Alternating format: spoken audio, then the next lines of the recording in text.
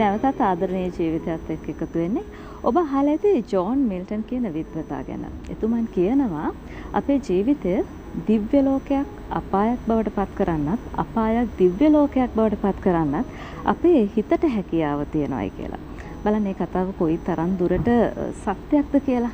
ඉතින් අද අපි කතා බහ කරන්න විශේෂයෙන් බලාපොරොත්තු වෙන්නේ මේ විශේෂාංගය තුලින් තරුණ ඔබට තාරුණ්‍ය අභියෝග ජයගන්නේ කොහොමද කියන කාරණාව පිළිබඳව.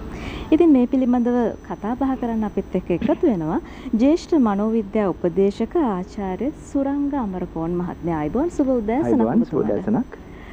දැන් ආචාර්යතුමා අපි දන්නවනේ මේ වෙද්දී රටේ තියෙන වර්තමාන තත්ත්වය තරම් යහපත් තත්ත්වයක් නෙවෙයි. අපි මේක දිගින් දිගටම කියන කාරණයක්. ඒක හැමෝම දන්න කාරණයක්. ඉතින් තරුණයොත් බොහෝ වෙලාවට ටිකක් පසුගාමී තත්ත්වයක ඉන්නේ. පසුබට වෙලා තියෙනවා. ඔවුන්ගේ ජීවිත තරුණ ජීවිත පිළිබඳව තියෙන බලාපොරොත්තු බිඳ වැටීමකට ලක් වෙලා තියෙනවා මේ වෙද්දී. ඉතින් අපි කියමුකෝ දැන් නොයෙකුත් අරගල තියෙනවා හැතැන් තැන්වල. ජීවිත අරගලේ ජයගන්නේ කොහොමද ඔවුන්? ඔව් ඉතාමත්ම වැදගත් කාරණයක් අපි අද සාකච්ඡා කරන්නේ. අපි ගත්තොත් අපි හැම කෙනෙකුටම ජීවිතය කියන්නේම අභියෝගයක්. මේ අභියෝගේ ජය ගන්න විවිධ අරගලවලට අපිට මුහුණ දෙන්න සිද්ධ වෙලා තියෙනවා. නැත්නම් අරගල කරන්න සිද්ධ වෙලා තියෙනවා. ඉතින් එතකොට විශේෂයෙන් අපි ගත්තොත් අපේ තරුණ ජීවිතය දැන් අපි දන්නවා ගොඩක් වෙලාවට තාරුණ්‍ය කියලා කියන්නේ ඉතාමත්ම බොහොම උනන්දුව උද්‍යෝගය වැඩි ඒ වගේම රට වෙනුවෙන් තමන් වෙනුවෙන් සමාජය වෙනුවෙන් යමක් කරන්න හිතන වයසක් කියලා තමයි අපි සැලකන්නේ. හිතන විතරක් නෙමෙයි ඒ වෙනුවෙන් කරන්න පුළුවන් වයසක්.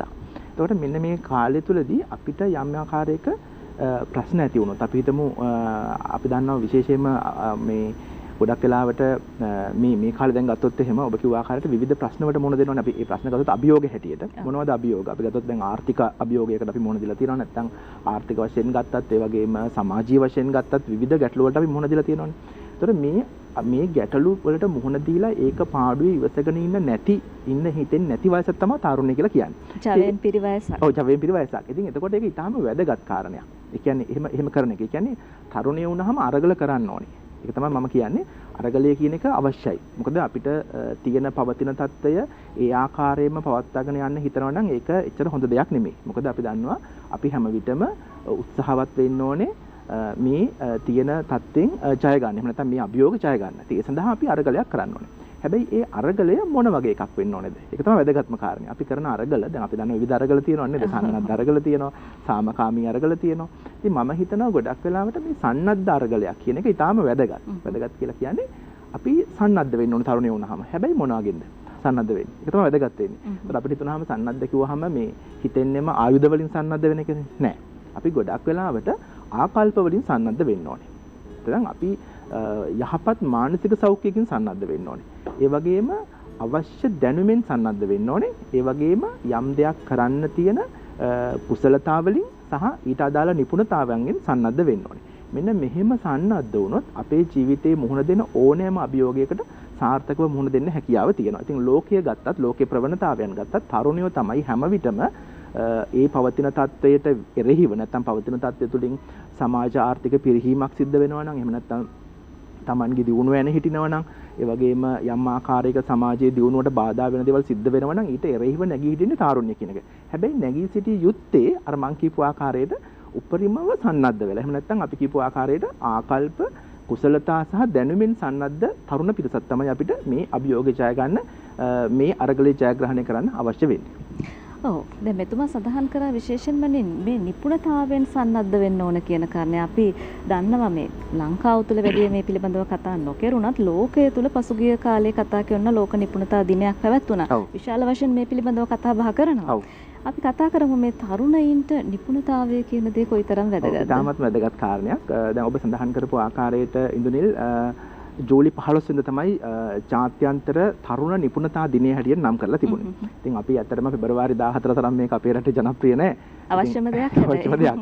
ඔව් එතකොට විශේෂයෙන්ම ඉන්දියාව ඇතුළු මේ දකුණු ආසියාවේ රටවල් පමණක් නෙමෙයි යුරෝප රටවල් ගොඩක් දෙනෙක් මේ දිනය ඉතාමත්ම ඒ කියන්නේ අතරම මෙවැනි ජාත්‍යන්තර දින නම් කරන කේ අරමුණ තමයි මේකෙහි විශේෂ අවධානයක් යොමු කිරීම. ඉතින් මේ වරත් අතරම විශේෂයෙන්ම මේ අභියෝග හමුවේ තාරුණ්‍ය කොයි ආකාරයෙන්ද ජය ගන්න ඕනේ කියන එක සම්බන්ධයෙන් ඒ අය ගොඩක් වැඩසටහන සංවිධානය කළ තිබුණා. ලංකාවෙත් ඉතාම සුළු වශයෙන් යම් ඊට අදාළ රාජ්‍ය ආයතන යම් මැදිහත් වීමක් කරලා තිබුණා. නමුත් අපි මේක ජනතාව අතරට ගියාමදී අපි තරුණයෝ අතරට ගියාමදී කියන එක මම හිතනවා. මොකද ඒක ඉතා වැදගත් කාරණයක් නිසා. දැන් එතකොට අපේ සමාජයේ තිබුණ එක්තරා මිත්‍යා මතයක් තමයි නැත්නම් වැරදි ආකල්පයක් තමයි ඉගෙන ගත්තට රස්සා නැහැ කියන එක. දැන් මේක අපි ඉස්සරින්ම අහන එකන්නේ දැන් මට මතකයි අපි විශ්වවිද්‍යාල කාලෙත් කියලා තියෙනවා. ඔය විශ්වවිද්‍යාලෙ ගිහින් වැඩක් නැහැ. මේ උපාධිධාරීන් රැකියාව විරහිත උපාධිධාරීන් ඉන්නවා. එතකොට රස්සා නැහැ, රජේ රස්සා දෙන්නේ නැහැ. ඒ වගේ දේවල් කියනවා. ඉතින් ඇත්තටම මෙතන ප්‍රශ්න තියෙන්නේ දුනිල් මේ ඉගෙන ගන්න එකේ නෙමෙයි. ප්‍රශ්න තියෙන නිපුණතාවයේ. දැන් අපි යම්කිසි විෂය දැනුමක් ලබා ගත්තට පස්සේ එහෙම නැත්නම් ඒ ශාස්ත්‍රවල අපිට ලබා ගන්න පුළුවන් දැනුම් සම්භාරයන් තියෙනවානේ. එතකොට අපිට ඒවට සහතික ගන්න පුළුවන්, උපාධි ගන්න පුළුවන්, ඩිප්ලෝමා ගන්න පුළුවන්. හැබැයි මේ මොනවා කරත් අපිට යම් කාර්යයක්, යම් නිශ්චිත කාර්යයක් නිවැරදිව කරන්න අවශ්‍ය නිපුණතාවය තියෙනවද? මේක තමයි වැදගත් වෙන්නේ. අපි මේකට ඉංග්‍රීසියෙන් කියන කම්පිටන්සි කියලා. ඒතර මේ කම්පිටන්සි කියන එක නැත්නම් ඒ නිපුණතාවය ලබා ගැනීම ඉතාම වැදගත් වෙනවා. එතකොට නිපුණතාවයක් ලබා ගන්න යම්කිසි විෂයක් පිළිබඳව යම්කිසි ශාස්ත්‍රයක් පිළිබඳව ඉතා හොඳින් එහි න්‍යායාත්මක කරුණු අධ්‍යයනය කරලා එතකොට එහි ප්‍රායෝගික ක්‍රියාකාරකම් කරලා අවසානයේ ඒ දෙකම ඇසුරින් Taman තුලත් ආකල්පමය වෙනසක් ඇති වෙන්න ඕනේ. මෙන්න මෙහෙම ඇති වුණාට පස්සේ ඒ වෘත්තිය කරන්න ඒ තරුණයා යම්කිසි නිපුණතාවයක් ලැබුව කෙනෙක් බවට සහතික කරනවා. මේක තමයි සාමාන්‍ය දැන් අද ලංකාවෙත් නිපුණතා ලබා දීමේ කරන්න තියෙන ජාතික නිපුණතා සම්මතයන් තියෙනවා. දැන් ලංකාවේ ගත්තොත් අපි කියන එකට National Competency Standards කියලා. ඒතකොට දැන් ගොඩාක් වෘත්තීන් වලට මේ වගේ මේ ස්ටෑන්ඩඩ්ස් හදලා තියෙනවා. ඒ කියන්නේ ප්‍රමිතියක් හදලා තියෙනවා. ඒතර ලංකාව පුරා තියෙන එවැනි පුහුණු පාඨමාලා සඳහා එවැනි ප්‍රමිතිකරණයක් දැන් ඇති වෙලා තියෙන කිතාම හොඳ ප්‍රවණතාවයක්. නමුත් තවමත් අපේ තරුණයෝ අර මං කියපු විදිහට යම් යම් විෂය කරුණු ඉගෙන ගන්නවා. එයා දන්නේ නැහැ මම මොකක් වෙනුවෙන්ද මේක ඉගෙන ගන්නේ. අර අනිත් අය කරනවට කවුරුත් කරන දේවල් කරනවා ගොඩක් වෙලාවට. අපි දන්නේ නැහැ. කෙනෙක් නිපුණතාවයකට යොමු වෙන්න කැමති නම් ඒ පිළිබඳව අධ්‍යයනය කරන්න කැමති නම් කොහොමද ඒ සඳහා යොමු වෙන්න පුළුවන්? ඔව් ඊටාම වැදගත් ඒ කාරණේ. මොකද දැන් අපි හිතමු අපි තමන්ගේ වෘත්තීය ලැබියාව මුලින්ම පරීක්ෂා කරගන්න ඕනේ. මේ සඳහා කරන්න පුළුවන් මේ අන්තර්ජාලය ඔස්සේ කරන්න පුළුවන් තමන්ටම කරගන්න පුළුවන් විදිහේ පරීක්ෂණ තියෙනවා. පරීක්ෂණ ක්‍රම අපි ගත්තොත් එහෙම මේ තමන්ගේ රැකියාව තමන්ගේ මොන පැත්තටද නැඹුරුව තියෙන්නේ. ඒ කියන්නේ මම කැමති මොන වගේ දේවල් වලට. දැන් අපි අහනවා සමහරලාට ඒකේ ප්‍රශ්නාවලියක් තියෙන්නේ. ප්‍රශ්නාවලට උත්තර දීගෙන ගියාම කියන ඔබ ආසයිද මල් වවන්න, සතුන් ඇති කරන්න, මිනිසුත් එක්ක වැඩ කරන්න, ඔහොම ප්‍රශ්න ටිකක් තියෙනවා. නැත්නම් ඔබ කාර්යාලයක කරන්න, පරිගණකයක වැඩ කරන්න, මේ වගේ තමන් කැමති දේවල් ටිකක් තියෙනවානේ. මේවට උත්තර දීගෙන ගියාම ඒකෙන් පෙන්වන අවසාන ප්‍රතිඵලයක් විදිහට ඔබගේ වඩාත් නැඹුරුව තියෙන්නේ මෙන්න මේ ශාස්ත්‍රයට කියලා. මෙන්න මේ වගේ ශාස්ත්‍රයක් තමයි ඔබේ ප්‍රශ්න වලින් ඔබේ ලැබියාව, ඔබේ රුචිකත්වය තියෙන මේ පැත්තට කියලා. ඉතින් අන්න එහෙම පරීක්ෂණකින් හොයාගත්තට පස්සේ තමන්ගේ ශාස්ත්‍රය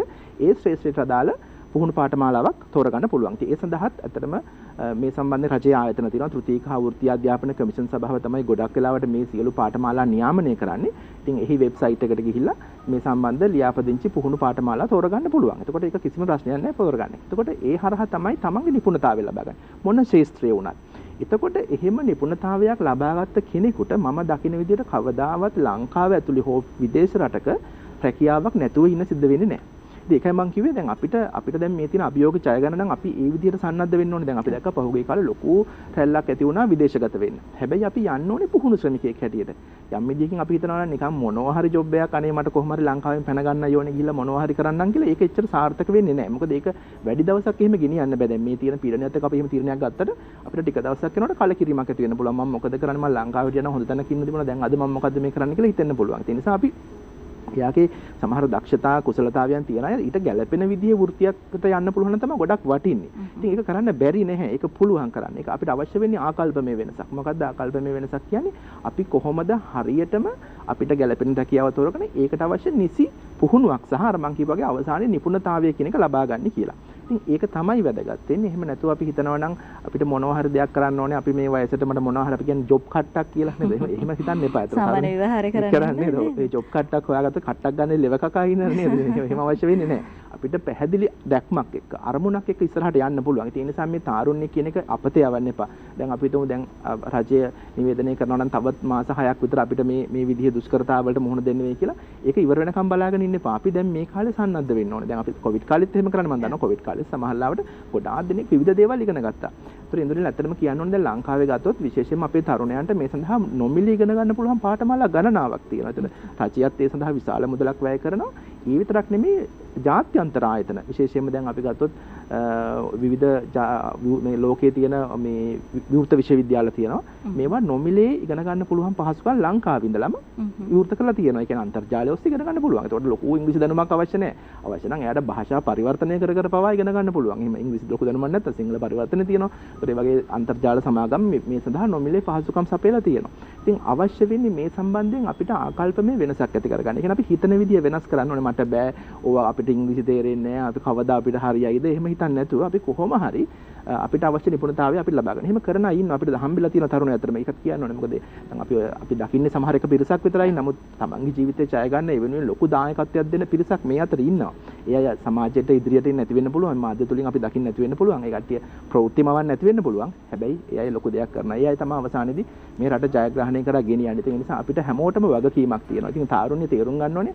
අපෙන් මොකද්ද මේකට තියෙන දායකත්වය කියලා. මේකනේ අපිට ගොඩක් අර අමතක වෙන්නේ. අපි හැම වෙලෙම හිතන්නේ අපිට මොකද්ද ලැබුණේ කියන එක. නමුත් අපෙන් දෙන්න ඕනේ දායකත්වය ගැනත් විශේෂයෙන් තරුණයෝ කල්පනා කරන්න ඕනේ කියලා මම හිතනවා. ඔව් අපෙන් දෙන්න ඕන දායකත්වය මොකක්ද කියලා තවදුරටත් ඉදිරියට මේ විශේෂයන් ගැන අපි කතා බහ කරන්න බලාපොරොත්තු වෙනවා. ඊට ප්‍රථමයෙන් ලබා ගන්නවා කෙටි විරාමයක්.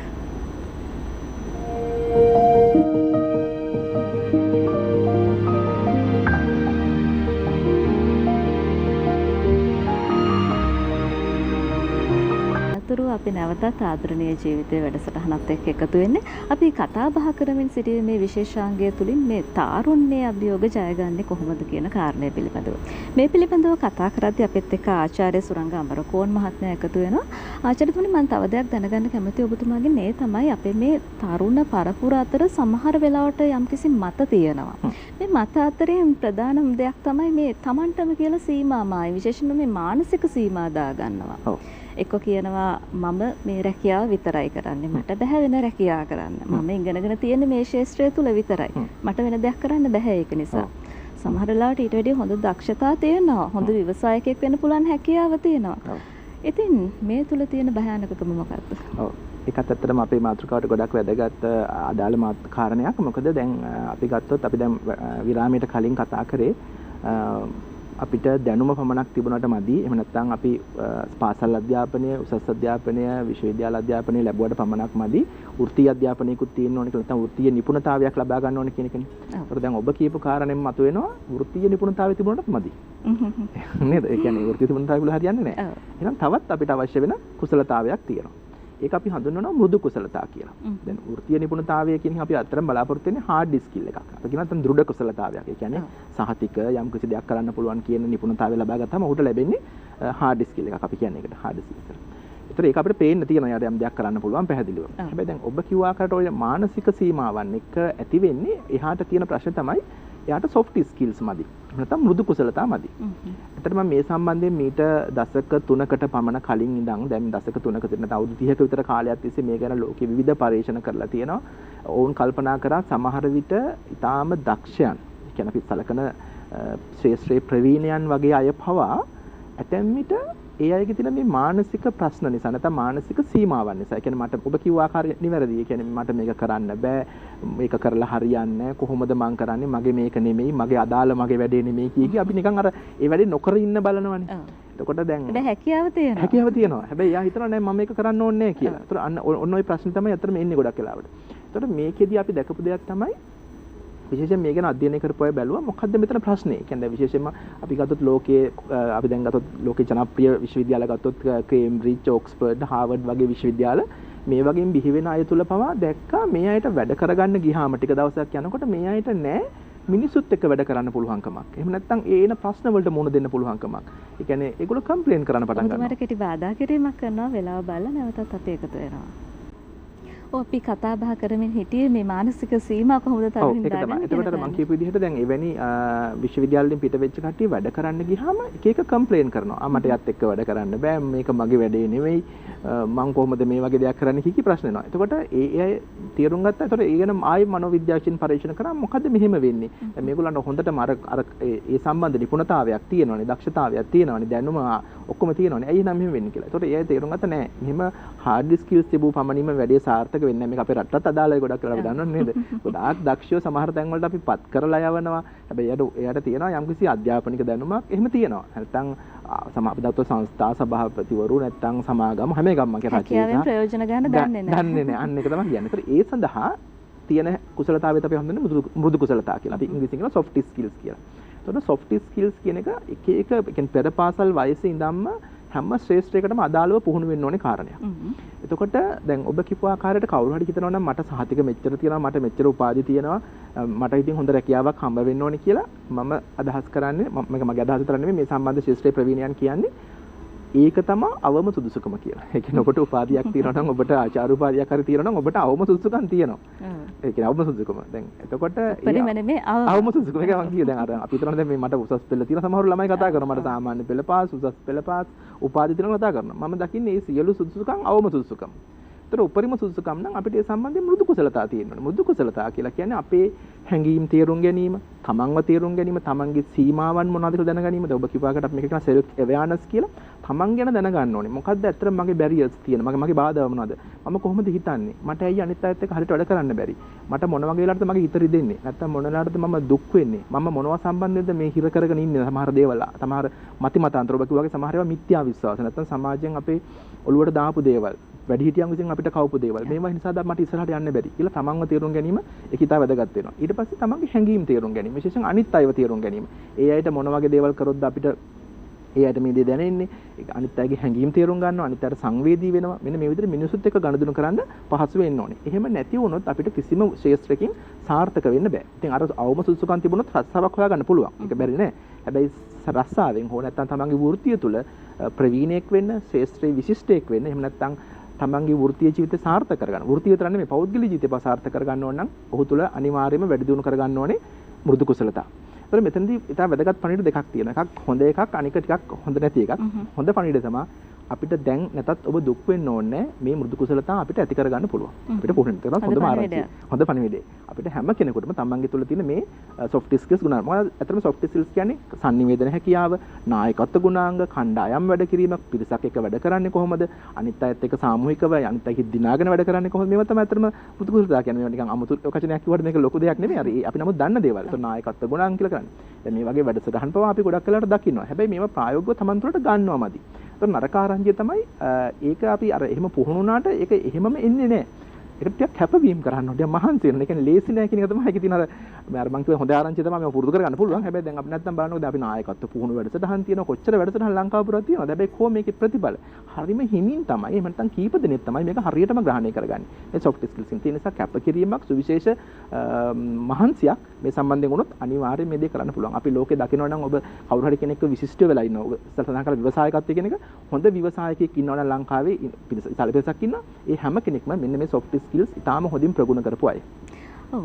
තරුණ ඔබට විතරක් නෙමෙයි මම හිතන්නේ ඕනම කෙනෙක්ට අපි මේ පොදුවේ කතා බහ මේකට සවන් දෙන්න පුළුවන්. මොකද ඊටමත් වැදගත් ඔබේ ජීවිතේට වැදගත් කරුණු කාරණා බොහොමයක් තමයි අපි මේ කතා බහ කරමින් ඉන්නේ. ඒ වගේම දැන් අපි කතා කරේ මානසික සීමා ගැනනේ.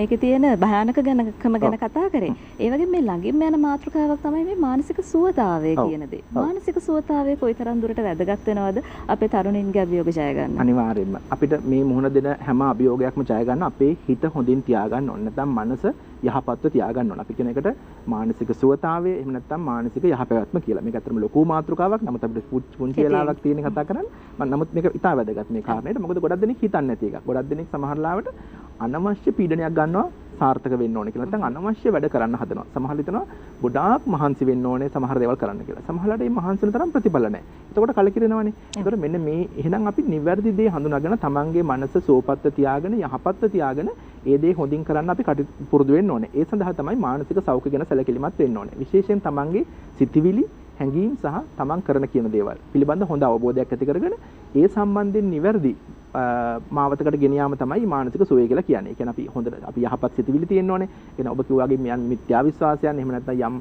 සමාජ විසින් අපි තුල ඇති කරපු වැරදි මත ඔළුවට දාගෙන ඉන්න නැතුව ඒවා එතකොට මානසික සෞඛ්‍යයට බලපෑමක් ඇති වෙනවා. ඒතර අනිත් අතට අපේ හැඟීම්. ඒ කියන්නේ අපි නිතරම තියෙන ඍණාත්මක හැඟීම් නම් ඕක කරලා හරියන්නේ නැහැ. නැත්නම් දුක, තරහ, බය, කලකිරීම මේ වගේ දේවල් නම් තියෙන අපිට ඇත්තට මේ සාර්ථකත්වයට යන්න බැරි වෙනවා. නැත්නම් තරුණ අභියෝග ජය ගන්න බැරි වෙනවා. ඉතින් ඒ නිසා මේ බයත් පොඩ්ඩක් පැත්තකින් තියන්න. බය කියන එකත් ඇත්තටම එක්තරා ආකාරයක ඍණාත්මක ආවේගයක් වෙනවා. ඉතින් ඒ වගේ තව දුක, තරහ, විශේෂයෙන් තරුණයන්ට තියෙන තරහ, නැත්නම් ප්‍රචණ්ඩත්වයට යොමු වීම තියෙන නැඹුරුව. එන්න මේ හැම දෙයක්ම අපි පාලනය කරගන්න ඕනේ. විශේෂයෙන් අපි යම්කිසි ප්‍රචණ්ඩත්වයේ තුලින් යම් අරගලයක් දිනන්න හදනවා නම් ඒක ඇත්තටම ලොකු හානිකරදායක තත්ත්වයක් ඇති වෙනවා. තමන්ට විතර නෙවෙයි මුළු පවුලටම සමාජයටම. ඉතින් ඒ නිසා සමාජයට එහෙම හානියක් නොවන ආකාරයට තමන්ගේ ආවේග හසුරව ගන්න පුළුවන් නම් ඒක තමයි මානසික සුවතාවයේදී වැදගත් වෙන්නේ. අනිත් එක තමයි අපි කරන කියන දේවල් කොච්චර දුරට යථාර්ථවාදීද නැත්නම් කොච්චර දුරට ප්‍රතිඵලදායකද. සමහර මම අර ඉස්සර කිව්වාගේ ගොඩාක් දේවල් කතා කරනවා, ගොඩක් දේවල් කියනවා, ඒ වගේම ගොඩක් දේවල් මේ කරනවා. හැබැයි ප්‍රතිඵල එච්චර නැහැ. ඒ එහෙනම් අපි ප්‍රතිඵලය ගැන හිතලා වැඩ කරන්න ඕනේ. සමහරවිට අපි දන්නවා සමහරව ඉගෙන ගන්නවා, මට සමහර දරුවෝ හම්බෙලා තියෙනවා ගොඩාක් පාඨමාලා හදාරනවා. හැබැයි අන්තිමට යම් මොකුත් කරගෙන නැහැ. කියන්නේ කරගෙන නැහැ කියන්නේ මම දන්නේ ඒක ප්‍රශ්නයක් මොකක් හරි. එහෙම තියෙනවා. ඒකට හේතු වෙලා තියෙන ඒගොල්ලෝ තේරුම් ගන්නේ නැහැ හරියටම මට අවශ්‍ය දේ මොකක්ද. එහෙම නැත්නම් මම මොන පැත්තටද යන්න ඕනේ කියලා. ඒ නිසා එහෙම තේරුමක් නැතුව අනිත් අය කරන්නන් වාලේ කවුරුත් කරන දේවල් කරන්නේ නැතුව වෙනස් දෙයක් කරන්න, අලුත් දෙයක් කරන්න හිතන්න. ඒකට කිසිසේත්ම බය වෙන්න එපා. ඒ වගේම තමයි ඔබ බලාපොරොත්තු වෙනවා නම් තරුණයෙක් හැටියට අනාගතයේ දියුණු වෙන්න. එහෙම නැත්නම් මේ සමාජයට රටට යම්කිසි දායකත්වයක් ඔබෙන් ලබා දෙන්න. ඒක තමයි ඔබේ මානසික යහපැවැත්මේ ලක්ෂණයක් වෙන්නේ. මොකද අපි තමන් ගැන විතරක් හිතනවා නම් එතන සුවතාවයක් නිර්මාණය වෙන්නේ නැහැ. අපි අනිත් අය ගැන හිතන්න ඕනේ. ඒ එක්කම වැදගත් දේ තමයි අපිට හැකිතාක් අපේ අභියෝග ජය ගන්න නම් අපි පුළුවන් තරම් හිතන්න ඕනේ මගේ මානසික සෞඛ්‍ය වගේම අනිත් අයගේ සෞඛ්‍යයත් රැක දෙන්න. ඒ එක්කම තමයි අපි හිතන්න ඕනේ මම අර මුලින් කිව්වා වගේ අපි දැනුමින් සන්නද්ධ වෙන්න ඕනේ. ඒ වගේම අපි ආකල්ප වලින් සන්නද්ධ වෙන්න ඕනේ. අවසානයේ කුසලතාව වලින් සන්නද්ධ වෙන්න ඕනේ. මෙන්න මේ හරහා ඇති කරගන්න සන්නද්ධතාවය තුලින් නැත්නම් යහපත් සන්නද්ධ අරගලයක් තුලින් අපිට අපේ සියලු අභියෝග ජය ගන්න පුළුවන් අවශ්‍ය ශක්තිය ධෛර්යය අපිට ලබා ගන්න හැකියාව තියෙනවා. ඔබතුමා දැන් සඳහන් කරන්නේ මේ ආකල්ප වලින් සන්නද්ධ වෙන්න ඕනේ කියලා. එතකොට මට මෙහෙම අහන්න හිතෙනවා. ඒ තමයි දැන් බොහෝ පිරිසක් ඉන්නවා තරුණයින් වර්තමානයේ වෙද්දී තමන්වම අව탁සීරු කරගන්නවා. මේකට හේතුව මොකක්ද? ඔව් ඒකත් ඇත්තටම අර අපි දැන් ඇත්තටම මම අර කිව්වා වගේ අපිට මානසික සෞඛ්‍යයට බලපාන කරුණු තුනක් මම කියවනේ. එකක් තමයි සිතිවිලි, හැඟීම් සහ චර්යාවන්. මේවා කාලයක් තිස්සේ යනකොට අපේ පුරුදු බවට පත් වෙනවා. ඉතින් අපි හිතලා තියෙන කවුරු හරි කියපු දෙයක් නිසා හරි සමහර විශේෂයෙන්ම කුඩා කාලේ ඉඳන් ඔයාලට මේ වැඩේ කරන්න බෑ. නැත්නම් ඕක කරලා හරියන්නේ නැහැ කියලා සමාජයෙන් ඔලුවට දැම්මම මේක සමහරට ඒ ඔස්සේ හිතන්න පුරුදු වෙච්ච කෙනෙක් වෙන්න පුළුවන්. ඒතර ඒ වගේ දේවල් වගේම සමාජයේ අහන දකින්න දේවල් අපි තුමු ඍණාත්මක දේවල් නම් අපි නිතරම අහන්නේ දකින්නේ. ඒකත් සමහර වෙලාවට බලපානවා අපිට මේ විදිහේ අදහසක් ඇති වෙන්නේ. ඉතින් ඒ නිසා අපි තමන් ගැන අවමානයක් ඇති කරගන්න. අව탁සීරුවක්. මට මේක කරන්න බෑ. මට අර දේ නෑ, මේ දේ නෑ. එහෙම නැත්නම් මට මෙච්චර දේවල් තිබුණා නම් අපිට දෙමාපියෝ මෙහෙම කළා නම් මෙහෙම වෙන්නේ නැහැ කියලා අපි දැන් පැමිණිලි කරන්න පුරුදු වෙනවා. ඒක පුරුද්දක් බවට පත් වෙනවා. ඉතින් මම දකින්නේ විශේෂයෙන් මේ වැරදි පුරුද්ද තමයි අපිව ඔය ආකාරයට පල්ලෙහාට ඇදලා දාන්නේ. එහෙම නැත්නම් අපි ගැන අවමානයක් ඇති කරන්නේ. ඉතින් ඒ නිසා මේකෙන් වෙනස් හිතන්න කියලා මම කිව්වේ ඒකයි. ඉතින් ඔබ ඇත්තටම වෙනසක් බලාපොරොත්තු වෙනවා නම් එදුනිල් වෙනසක් කරන්න ඕනේ. එහෙම නැතුව එකම දේ කර කර වෙනස් ප්‍රතිඵලයක් බලාපොරොත්තු වෙනවා නම් ඒකට කියන්නේ උමතුව කියලා. ඒ කියන්නේ ඒ තරම් පිස්සුවක් තවත් මේක. අපි එකම දේ කරලා වෙනස් ප්‍රතිඵලයක් බලාපොරොත්තු වෙනවා. ඉතින් අපි හැමදාම කරන්නේ එකම දේ. වෙනස් වෙන්න ඕනේ කියනවා, කතා කරනවා. හැබැයි මොකුත් කරන්නේ නැහැ. ප්‍රතිඵල නැහැ. ඒ එහෙනම් වෙනස් වෙන්න නම් ඔබ වෙනස් දෙයක් කරන්න ඕනේ. ඔබේ ජීවිතේ මම කියන්නේ රට වෙනස් කරනවට වඩා ඔබේ ජීවිතේ ඔබ මොකද්ද කරපු වෙනස? ඒ නිසා අලුත් වෙනසකට අද දැන් හිතන්න. ඒක මම හිතනවා ඔබේ ජීවිතේ ආකල්පමය වෙනසක් ඇති කරන්න හේතු වෙයි. එතකොට තමන් ගැන තියෙන අර අවමානය, තමන් ගැන තියෙන අව탁සීරුව අඩු වෙලා මට මේ දේ කරන්න පුළුවන්. ඔබට මේ සම්බන්ධයෙන් ගන්න පුළුවන් ඕන තරම් ආදර්ශ තියෙනවා සමාජයේ. බොහෝ දේවල් අහිමි වෙලා තිබුණත් ඔවුන් ජීවිතේ ජයගත්ත කතා තියෙනවා. ඉතින් ඒ නිසා ඔබට බොහෝ දේවල් තියෙනවා කියලා හිතලා මම හිතනවා ඉස්සරහට යන්න අපි ශක්තිමත් වෙන්න ඕනේ කියලා. ආකල්පමය වෙනසක් ඇති කරනවා වගේම තමයි ඕනම කෙනෙක්ගේ ජීවිතයට මේ අභියෝග ජය ගන්න, ජයග්‍රහණය කරා යන්න සැලසුමක් කියන දේත් මම හිතන්නේ අත්‍යවශ්‍යයි. ඔව්. සැලසුම් කිරීම විශේෂයෙන්ම මේ ජීවිතය සැලසුම් කිරීම කියන දේ පිළිබඳව ඔබතුමාගේ අදහස් දැනගන්න කැමතියි. මම හිතන්නේ ඒකත් අපි මේ වැඩසටහන අවසානයේදී තමයි වැදගත් කාරණේ. දැන් අපි මේ ඔක්කොම දැන් දැනුවත් වුණානේ. දැන් කොහොමද අපිට ආකල්පෙන් වෙනසක් ඇති වෙන්න ඕනේ. ඒ වගේම අපි දැනුමෙන් සන්නද්ධ වෙන්න ඕනේ. ඒ වගේම කුසලතා දියුණු කරගන්න ඕනේ. හැබැයි මේ හැම දෙයක් එක්කම හොඳින් අපේ සැලසුම් කරගන්න ඕනේ. මොකද අපි කිසිම කෙනෙක් සැලසුම් කරන්නේ අසාර්ථක වෙන්න. එහෙම බලන්න සාර්ථකව තමයි ජීවිතේ ගෙනියන්නේ. හැබැයි අපි අසාර්ථක වෙන්න සැලසුම් නොකලට සැලසුම් නොකළොත් අසාර්ථක වෙන්න ඉඩ වැඩි. ඒක තේරුම් ගන්න. අපි සැලසුමක් නැත්නම් අපේ ජීවිතේට අරමුණක් නැත්නම් ඒක කරන වැඩපිළිවෙලක් නැත්නම් අපි අසාර්ථක වෙන්න තියෙන ඉඩකඩ ගොඩක් වැඩි. අපිට මම හිතන්නේ ලංකාවේ වුණත් පහුගිය කාලේ ගොඩාක් අපි මේ වගේව දැක්ක උදාහරණ. ඒ කියන්නේ කිසිම සැලැස්මක් නැහැ. අපි දැන් මොන හරි කතා කරනවා මොකද්ද මේකේ දැන් අවසන් ප්‍රතිඵලය? මේකේ අපි කොතනටද ගෙනියන්නේ? එතකොට අන්න ඒ වගේ එකක් නැති වුනහම සමහරවිට අපි කරන්නන් වාලේ කරනවා කියලා මම කිව්වේ ඒකයිද? සමහරවිට දැන් ගොඩක් ඔය ඉගෙන ගත්ත ළමයි අසාර්ථක වෙන්නේ ඒක නිසා. එයා ඉගෙන ගත්ත අය සමහර ඉස්කෝලේ හරි දක්ෂයෝ. ඒ කියන්නේ හොඳ නායකත්ව තිබුණා. හැබැයි අවසානයේ බලනකොට මොකක් හරි එතන ඉගෙන ගත්ත ළමයි හැබැයි හරි තැනකට ඇවිල්ලා නැහැ. ඒකට හේතුව අර ඔබ කිව්වා කරේ හරි සැලැස්මක් තිබිලා නැහැ. ඒ සැලැස්ම හදාගෙන ඒ සඳහා පියවරෙන් පියවර කටයුතු කරලා නැහැ. ඉතින් ඒ නිසා යම් දෙයක් සාර්ථක වෙන්න නම් ඇත්තටම මුලින්ම තියෙනවා මම කිව්වා වගේ ලොකු කැමැත්තක්, ලොකු ආසාවක් තිබුණාට මදි. මොකද මම දන්නවා හැමෝම ආසයි සාර්ථක වෙන්න. ඒ සඳහා වැඩපිළිවෙලක් අවශ්‍යයි. මෙන්න මේ වැඩපිළිවෙල තමයි අපි ඊටාම වැදගත්. ඉතින් ඒක වැඩ සැලසුම් කිරීම කියන එකත් අපි වෙනම ප්‍රගුණ කරන්න ඕනේ කුසලතාවයක්. කොහොමද අපි වැඩක් සැලසුම් කරන්නේ? ඕනෑම වැඩක්. යම් දෙයක් කරන්න හරිම සැලැස්මට සැලසුම් කරලා සාර්ථක කරගන්න. එතකොට තමයි මම හිතන්නේ ඒක සාර්ථක වෙන්නේ. ඉතින් පුංචි දෙයක් පවා හොඳින් සැලසුම් කරපුවාම අපිට ඒක සාර්ථක කරගන්න පුළුවන්. ඒ නිසා දැන් විශේෂයෙන් මං ගාවට එනවා ගොඩක් දරුවෝ අම්මලා තාත්තලා කියන එක තමයි පාඩම් කරන්නේ, කියන දේ අහන්නේ, මේ අපි කියනව කරන්නේ කියලා. ඉතින් මම ගොඩාක් කරලා යෝජනා කරන්නේ ඒක සාර්ථක වෙන ඉතා හොඳ ක්‍රමයක් තමයි එක ක්‍රමයක්. දවසක් සැලසුම් කරන්න. දවස කොයි වෙලාවටද පාඩම් කරන්නේ, කොයි වෙලාවටද සෙල්ලම් කරන්නේ, කොයි වෙලාවටද ෆෝන් එකේ ඉන්නේ. ඒ වගේ සැලැස්මක් හදාගන්න. හදලා ඔයාගේ ඉලක්ක වලට යන්න ඔයා මේ සතිය ඇතුළත මොන වගේ බලාපොරොත්තු වෙන්නේ ඊළඟ මාසය ඇතුළත, අවුරුද්ද ඇතුළත අන්න එහෙම සැලැස්මක් තියෙනවා. එහෙම නැතුව අපිට සැරෙන් සැරේ හිතන වෙලාවට වැඩ කරන්න ගියාම ඒක ලොකු අවුලකටපත් වෙනවා. හැමෝම අපහසුතාවයටපත් වෙනවා. මම නිකන් සරල උදාහරණයක් ගෙදරක් ගත්තොත් එහෙනම් අම්මා තාත්තා ලොකු පීඩනයක ඉන්නේ. මේ ළමයා කියන දේ අහන්න කියලා. මොකද ළමයා ලෑස්ති නැහැ ඒ දේ වෙලාවට කරන්න. හැබැයි ළමයාගෙන්මත් අපි එකතු වෙලා කතා කරලා සැලැස්මක් හදාගත්තා නම් ජීවිතේ කාලසටහනක්, දවසේ දිනචර්යාවක්, වැඩපිළිවෙලක් දවසට මම කියන්නේ. ඊට පස්සේ ලොකු ඉලක්කයට යන්නත් අපි සතිපතා, මාසපතා එහෙම දිනු කරගන්න පුළුවන්. මේ වගේ සරල සැලසුමක ලොකු දේවල් නෙමෙයි. මේවා සමහර විට මේ සැලසුම සාමාන්‍ය දේවල්. ඒකම සැලසුම් කරගත්තොත් ලොකු දෙයක් නෙමෙයි. උනට හරි සරල දෙයක් උනාට හරිම වැදගත් දෙයක් ජීවිතේ සාර්ථක කරගන්න මේ සැලසුම් කිරීම කියන එක. ජීවිතේ සාර්ථක කරගන්න මේ සැලසුම කියන දේත් ඉතාමත් වැදගත්. විශේෂයෙන්ම අපි මේ මාතෘකා මේ විශේෂාංගය තුලින් කතා කරේ තාරුණ්‍යයේ අභියෝග ජයගන්නේ කොහොමද කියන කාරණාව. ඔබට ඉතාමත් වටිනා කියන කරුණු කාරණා බොහොමයක් ඉගෙන ගන්න ජීවිතේට ලැබෙන්නේ නැති කියලා අපි විශ්වාස කරනවා. ඉතින් මේ පිළිබඳව අපිත් එක්ක කතා බහ කරන්න එකතු වුණේ ජ්‍යෙෂ්ඨ මනෝවිද්‍යා උපදේශක ආචාර්ය සුරංග අමරකෝන් මහත්මයා. මම එතුමන්ගේ දුරකථන අංකය සඳහන් කරන්නම් ඔබටත් යම්කිසි ගැටලුවක් ඇති පුළුවන් ඔහුගෙන් උපදේශයක් ලබා ගන්න 071 12.5. ඉතාමත් ලේසි මතක තියාගන්න දුරකථන අංකය 071 12.5 කියන දුරකථන අංකය ඔස්සේ ඇමතුවොත් ඔබට පුළුවන් එතුමන්ව සම්බන්ධ කරගන්න. එහෙමනම් බොහොම ස්තුතියි අද දවසේ අපේ සාකච්ඡාවට පැමිණියාට. ආයිබෝන් සුබ දවසක් ප්‍රාර්ථනා කරනවා. සුබ දවසක්. ඉතින් අද දවසේදී ආදරණීය ජීවිතයේ වැඩසටහනින් අපි ඔබෙන් සමුගන්න සූදානම් වෙන්නේ විවේකී සතියන්තයක්, ජයග්‍රාහී සතියන්තයක් ඔබට ගත කරන්න ශක්තිය ධෛර්ය ලැබේවා කියලා ප්‍රාර්ථනා කරන ගමන් අපි සමුගන්නවා ආදරණීය ජීවිතයේ වැඩසටහනින්. ඔබට සුබ දවසක්.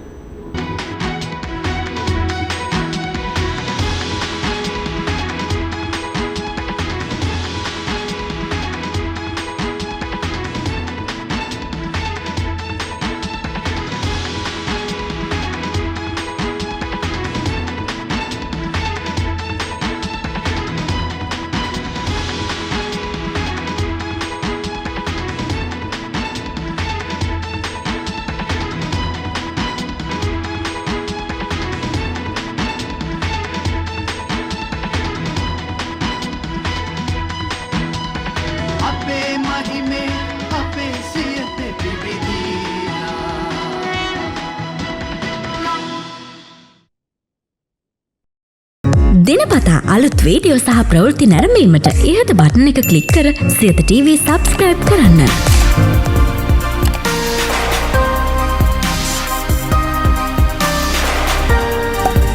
අලුත් වීඩියෝ ගැන මුලින්ම දැනගන්න මෙම සීනුව ක්ලික් කරන්න.